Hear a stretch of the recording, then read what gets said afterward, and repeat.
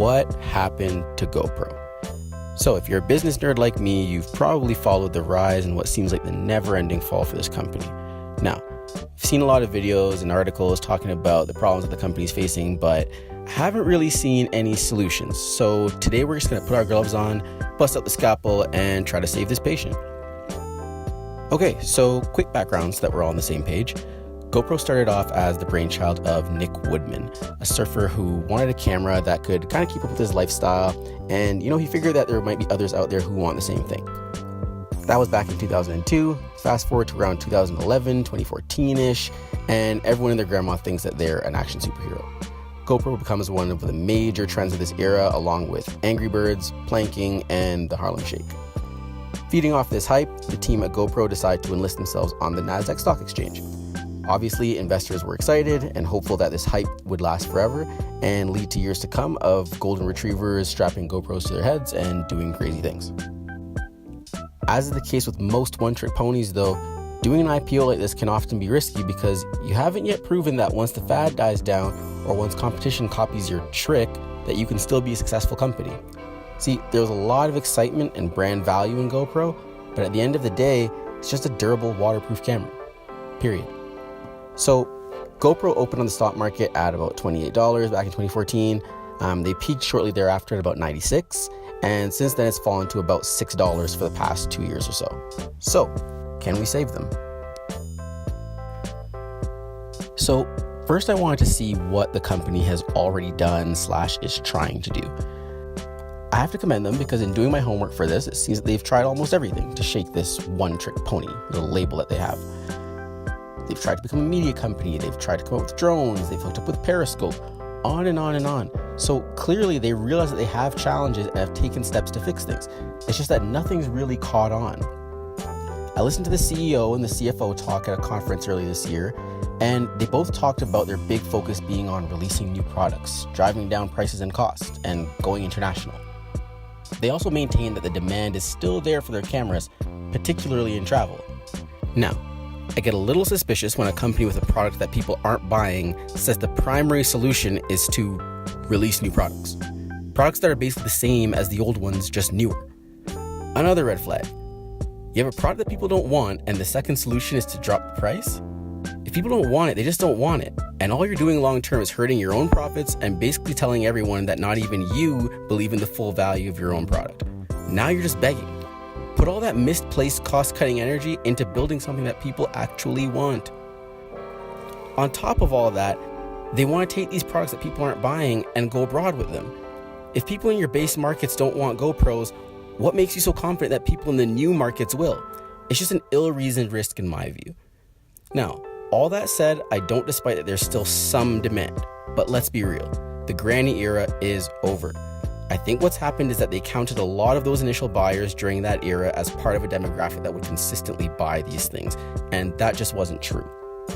The demand that they're seeing for their products now is much closer to the actual niche of people that would actually buy a GoPro. So, your action junkies and more hardcore travelers. So, that being said, I want to kind of now take a look at the camera industry as a whole. In this space, I think you've got about 4 or 5 different types of cameras, depending on how you want to categorize things. You've got personal cameras, you've got DSLRs, you've got professional cameras, you've got specialty cameras, so kind of like medical, industrial, dash cams, that kind of thing. And finally, you've got action cameras. So, we all know that nowadays people use their cell phones as cameras, so that's pretty much your entire personal camera market. But because of the quality of cameras these days, it's also a good chunk of your DSLR market and even a bit of your professional market too. In fact, one of my favorite movies of all time, Tangerine, was shot almost entirely on an iPhone back in 2015.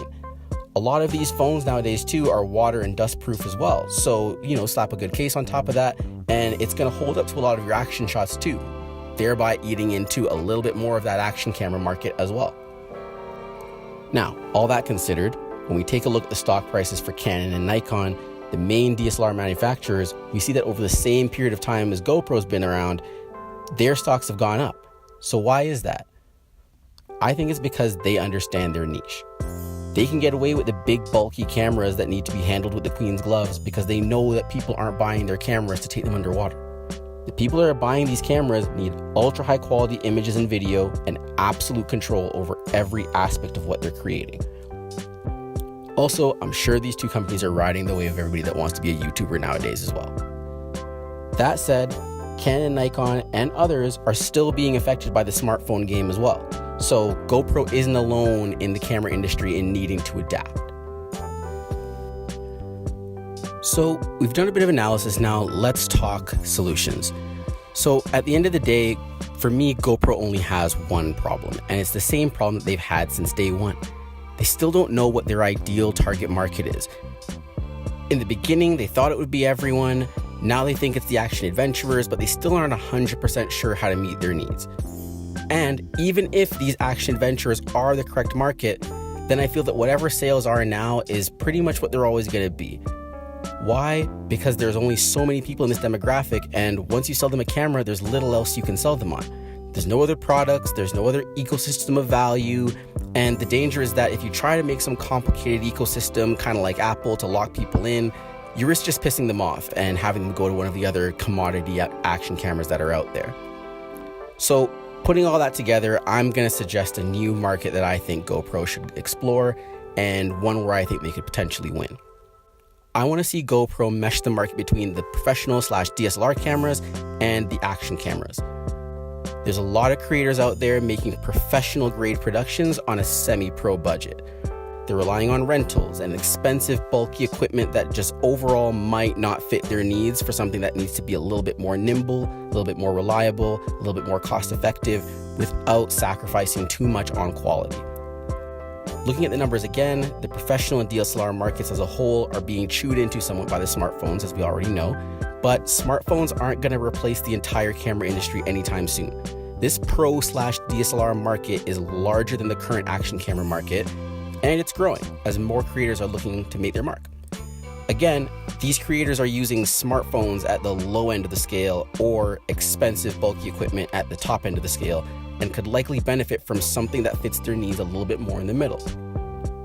On top of that, GoPro has an advantage over these competitors already, as their whole MO already fits the nimble, durable, high-quality story needed to succeed in this area.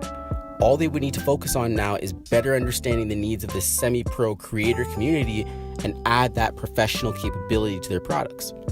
During this whole process, they'd be able to create a suite of products that, one, actually meets the needs of the community, two, allows GoPro to sell more than one product every 4 to 5 years like they currently do, and three, maintain or even increase their price point in certain areas while still being more affordable than whatever these customers are already used to paying, especially for the bulky and expensive cameras.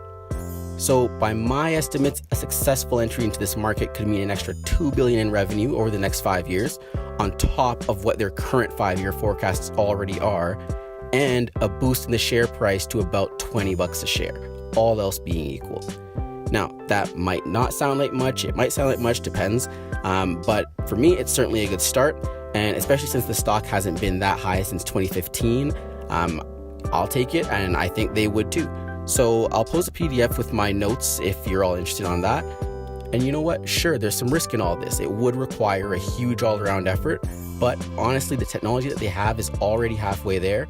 And you know what? The alternative paths for GoPro at this point aren't that pretty. So this would be a pretty well-timed swing for the fences move while they still have enough assets and brand value to be able to raise any required funds to make it all happen. Anyways, guys, let me know what you think. Do you have any other ideas for GoPro?